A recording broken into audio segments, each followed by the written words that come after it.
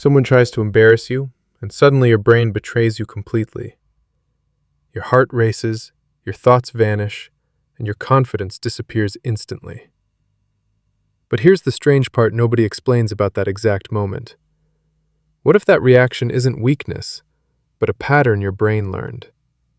Because something deeper is happening beneath that surface embarrassment you feel.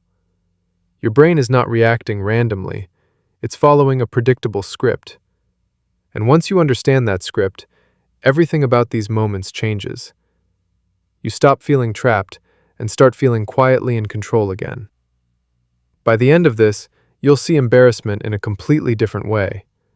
Not as something that defeats you, but something you can actually use. And the shift is smaller than you think, but more powerful than expected. But first, you need to understand what's really happening inside your brain. Why your brain freezes under pressure. When someone targets you publicly, your brain detects a social threat instantly. It reacts the same way it would to physical danger in the past. Your system floods with stress signals, preparing you to fight or escape. But here's the problem. Neither option works well in modern social situations. You're not being attacked physically, but your brain doesn't know that difference. So it shuts down higher thinking and activates emotional survival responses instead. That's why your mind goes blank right when you need clarity most. But something interesting happens when you become aware of this exact mechanism. The moment you recognize it, you create a gap between feeling and reaction. That gap is where control begins, and most people never develop it. They stay stuck reacting instantly, without ever questioning what's happening inside. And that's exactly why they lose those moments again and again. The real reason people try to embarrass you. Now shift your focus from yourself to the person creating the situation.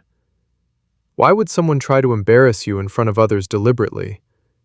It's rarely about truth, and almost always about internal insecurity. But here's where it gets even more revealing than you expect. People create embarrassment to regain attention, control, or social positioning quickly. It's a shortcut to feel powerful without actually building real confidence. They're not exposing your weakness, they're managing their own discomfort silently. And once you see that, their behavior starts looking very different. You stop interpreting their words as accurate reflections of who you are.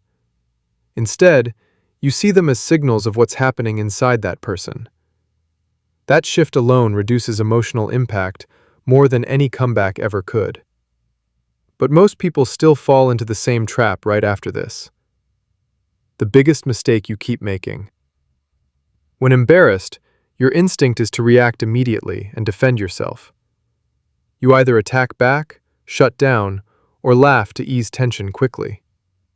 All three responses come from emotional impulse, not intentional control. And that's exactly why they rarely work the way you hope. Reacting fast means you're operating from emotional noise, not clear thinking. Your brain is overwhelmed, so your response lacks precision and presence. It feels urgent, but urgency is exactly what traps you further. But there's a move that instantly changes how the situation unfolds. Instead of reacting, you pause, even if it feels uncomfortable at first. One breath, maybe two, just enough to slow your internal state. That pause signals to your brain that you're not in real danger. And suddenly, your thinking mind comes back online where it belongs. The power of calm in social moments. Calm is not passive. It's one of the strongest signals you can send. It shows control, awareness, and confidence without saying a single word. People instantly notice who remains steady when tension rises in a room. But there's a subtle detail most people completely miss about calm behavior. Calm doesn't mean you feel nothing. It means you don't display everything.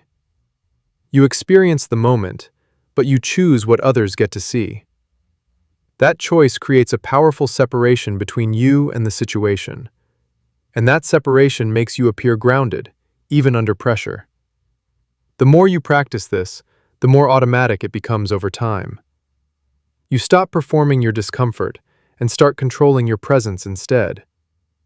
That's when people begin to perceive you differently without knowing why. And this is where things start getting really interesting.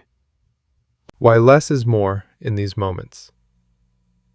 Most people think they need the perfect response to win socially. A sharp comeback that shuts everything down and earns instant respect. But that approach creates a different problem you don't see immediately. It turns the moment into a visible competition between two people. And once it becomes a competition, you've already given them importance. You signal that their opinion is worth engaging with at that level. But when you say less, something unexpected happens instead.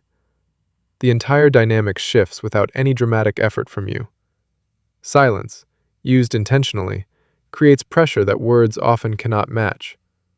You acknowledge the moment without feeding it unnecessary energy or emotion. And the person who tried to embarrass you loses their expected reaction, which makes their attempt feel weaker in front of everyone watching. When you should actually speak. Now, silence doesn't mean you never respond in any situation. There are moments where a short, calm statement becomes necessary, but the key is how you deliver it, not just what you say. And most people miss this distinction completely in real-time situations. Your response should be brief, neutral, and emotionally controlled at all times. No over-explaining, no defensive tone, no visible frustration leaking through. Just a simple acknowledgement, then continue as if nothing significant happened. That communicates more strength than any emotional reaction ever could. It tells the room you're aware, but not affected in a meaningful way. It signals that you're grounded, not shaken by unexpected social pressure. And that quiet control builds a reputation over time without effort. But this is only one part of the deeper solution.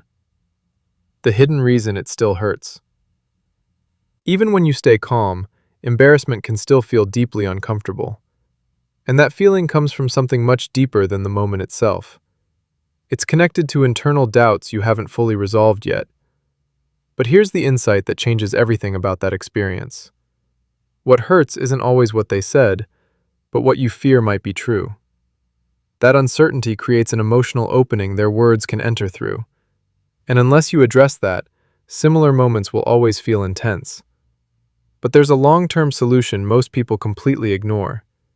You build internal certainty through consistent action, not temporary confidence tricks.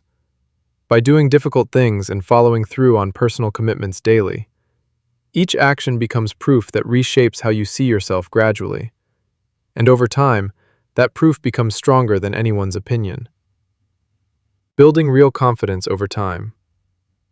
Confidence isn't something you think, it's something you build through behavior. Every small promise you keep strengthens your internal sense of reliability. And that reliability changes how external situations affect you emotionally. This is the foundation behind everything we explore at Quiet Growth. Instead of chasing motivation, you build systems that quietly reshape your identity. And those systems protect you in moments where emotions usually take over. Because when you trust yourself, outside validation becomes far less important. And that shift changes how embarrassment lands on you completely. It stops feeling like a threat and starts feeling like irrelevant noise. Not because you ignore it, but because it lacks emotional leverage. And without that leverage, people lose their ability to shake you. Which leads to one final principle that ties everything together. You don't owe your reaction to everyone who tries to provoke you. Your attention and emotional energy are limited and extremely valuable resources. And choosing where to invest them determines how you experience your life. But most people give them away without thinking in critical moments. So next time it happens, remember what's actually within your control. Pause before reacting, understand the psychology, and respond with intention. Build yourself daily so external words lose their impact over time. And choose carefully who deserves access to your emotional response. Your brain was never trained for these moments, but now it can be. You're not broken. You've just been following patterns without awareness. Now you see the pattern, and that changes everything moving forward. And once you see it clearly, you can't go back to reacting blindly.